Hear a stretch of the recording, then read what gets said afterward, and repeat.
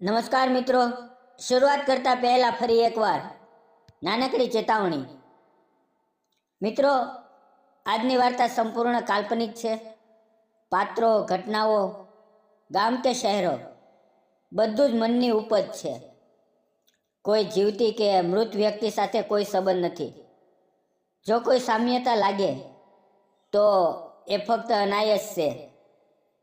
આ વાર્તાનો એકમાત્ર હેતુ તમને થોડી લાગણી, થોડું વિચારવું અને થોડી આશા આપવાનો છે.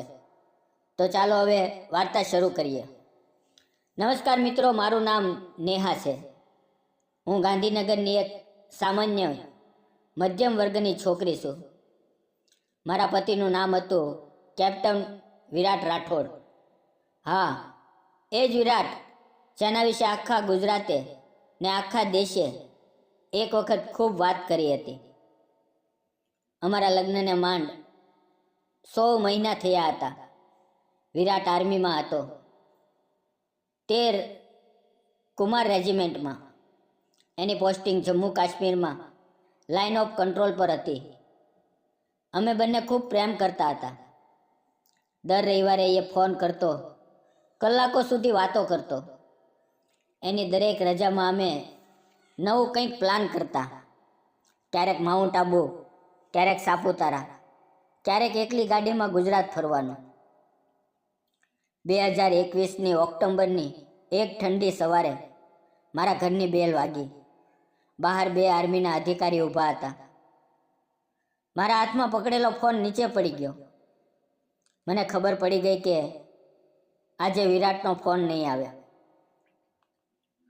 હવે ક્યારેય નહીં આવે. એ રાત્રે લાઇન ઓફ કંટ્રોલ પર આતંકવાદીઓએ હુમલો કર્યો હતો. વિરાટે પોતાની ટીમને બચાવવા આગળ વધીને ગ્રેનેડનો ધડાકો પોતાના પર લીધો હતો. એની ટીમના 12 જવાન બચી ગયા, પણ વિરાટ શહીદ થઈ ગયો. એને મરણોત્તર વીરચક્ર મળ્યું. ટીવી પર એની બહાદુરીની વાતો થઈ, અખબારોમાં ફોટા છપાયા. રાજ્ય સરકારે એના નામે રોડનું નામાકરણ કર્યું. પણ હું મારા ઘરમાં એક 27 વર્ષની વિધવા અને એની 11 મહિનાની દીકરી રિદ્ધિ એકલી રહી ગઈ. આર્મી તરફથી મને પેન્શન મળતી, એક ફ્લેટ પણ મળ્યો, પણ એ બધું શરીરને ગરમ રાખે છે, દિલને નહીં. હું દિવસમાં હસતી, રાતે રડતી. રિદ્ધિ જ્યારે પપ્પા પપ્પા કહીને વિરાટની ફોટો તરફ હાથ લંબાવતી ત્યારે મારું કાવજું ફાટી જતું. 1 વર્ષ પસાર થયું. રિદ્ધિ ચાલવા લાગી. એક દિવસ મારી મમ્મીએ કહ્યું, બેટા, હવે તું બહાર નીકળ.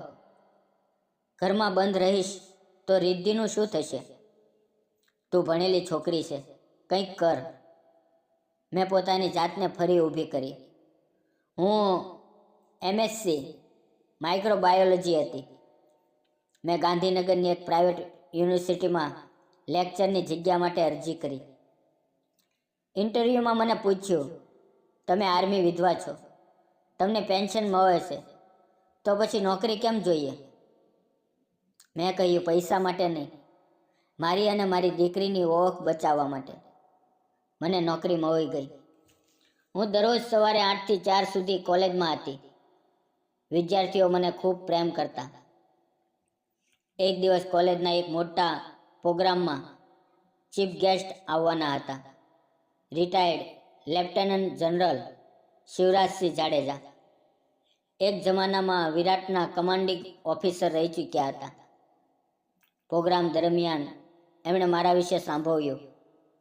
પ્રોગ્રામ પૂરો થયા પછી એ મારી પાસે આવ્યા અને ધીમેથી કહ્યું, તમે કેપ્ટન વિરાટ રાઠોડના પત્ની છો ને? મારી આંખો ભરાઈ આવી. એમણે મારો હાથ પકડ્યો અને કહ્યું, વિરાટ મારો સૌથી બહાદુર જવાન હતો. એણે મને પણ બચાવ્યો હતો. એક વખત એની બહાદુરીની વાત હું આજે પણ મારા દીકરાઓને કહું છું. એ પછી એમણે મને એમના ઘરે ચા પીવા બોલાવી. એમનું ઘર ગાંધીનગરની બેસ્ટ સોસાયટીમાં હતું. એમની પત્નીનું નિધન થયું હતું.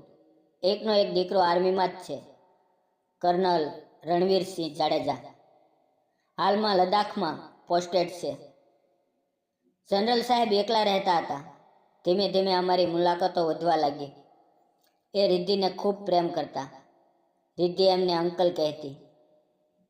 એક દિવસ જનરલ સાહેબ મને કહ્યું, નેહા, હું જાણું છું કે વિરાટની જગ્યા કોઈ ન લઈ શકે, પણ રિદ્ધિને પિતાનો પ્રેમ જોઈએ. મારા જીવનમાં ઘણા એવોર્ડ છે, પણ કોઈ છે જ નહીં જેની સાથે એ શેર કરું. તમે મને પોતાના લાગો છો, પણ એના કરતાં પણ વધુ કંઈક. મેં એમની વાત સાંભળી અને ચૂપ રહી ગઈ. એ પછી ઘણી ઘટનાઓ બની. એક વખત રિદ્ધિને ડેન્ગ્યુ થયો. રાત્રે 2 વાગ્યે જનરલ સાહેબ પોતે ડ્રાઈવર સાથે આવ્યા. રિદ્ધિને હોસ્પિટલ લઈ ગયા. આખી રાત બેસી રહ્યા.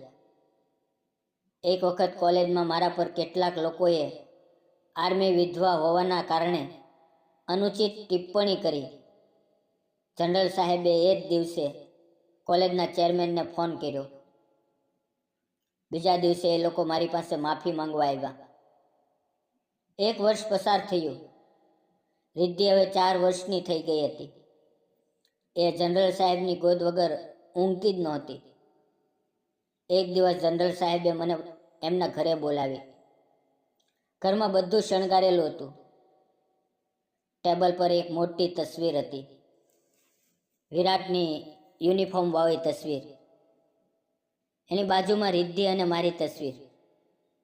નીચે લખેલું હતું, મારો પરિવાર. જનરલ સાહેબે ધીમેથી મારો હાથ પકડ્યો અને કહ્યું, નેહા, હું તને ક્યારેય વિરાટની જગ્યા નહીં આપું, પણ હું તને અને રિદ્ધિને એક નવું આકાશ આપી શકું છું. મારી પાસે બધું છે, પણ મારી પાસે કોઈ નથી. તું મારી સાથે ચાલીશ, રિદ્ધિને મારું નામ આપીશ. હું ઘણી રાત રડતી વિરાટની તસવીર સામે બેસીને પૂછ્યું, તમને ખરાબ તો નહીં લાગે ને? અને એક રાતે મને લાગ્યું કે વિરાટ હસી રહ્યો છે, જાણે કહેતો હોય, જા નેહા, હું તો હંમેશા તારી સાથે જ છું. અમે ખૂબ સાદા લગ્ન કર્યા, ફક્ત પરિવાર, આર્મીના કેટલાક જૂના સાથીઓ અને રિદ્ધિ. રિદ્ધિને એ દિવસે નવી યુનિફોર્મ પહેરાવી હતી, નાનકડી આર્મી ડ્રેસ. એ જનરલ સાહેબના ખંભે બેસીને સીચો પાડતી હતી. મારા પપ્પા સૌથી મોટા જનરલ છે. આજે રિદ્ધિ 7 વર્ષની છે. એનું નામ હવે રિદ્ધિ શિવરાજસિંહ જાડેજા છે. પણ એ હજુ પણ પોતાના પપ્પા વિરાટની તસવીરને દરરોજ સલામ કરે છે. ઘરમાં 2 યુનિફોર્મ લટકે છે, એક કેપ્ટન વિરાટની, એક લેફ્ટનન્ટ જનરલ શિવરાજસિંહની. રિદ્ધિ બંનેને મારા પપ્પા કહે છે. અને હું આજે પણ કોલેજમાં ભણાવું છું. મારા વિદ્યાર્થીઓને હું એક જ વાત કહું છું, જિંદગીમાં ખૂબ દુઃખ આવે છે, પણ એનો અર્થ એ નથી કે દુઃખ જીવનનો અંત છે. ક્યારેક દુઃખની વચ્ચેથી જ નવો પ્રેમ, નવી આશા અને નવું જીવન શરૂ થાય છે.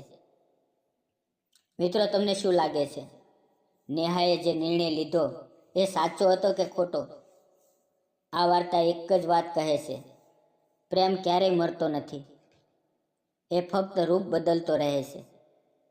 અને જે લોકો સાચો પ્રેમ કરે છે એ ઉપરથી પણ નીચે જોઈને હસતા રહે છે, કારણ કે તમે ખુશ રહો એ જ એમની સૌથી મોટી જીત હોય છે. જય હિન્દ મિત્રો.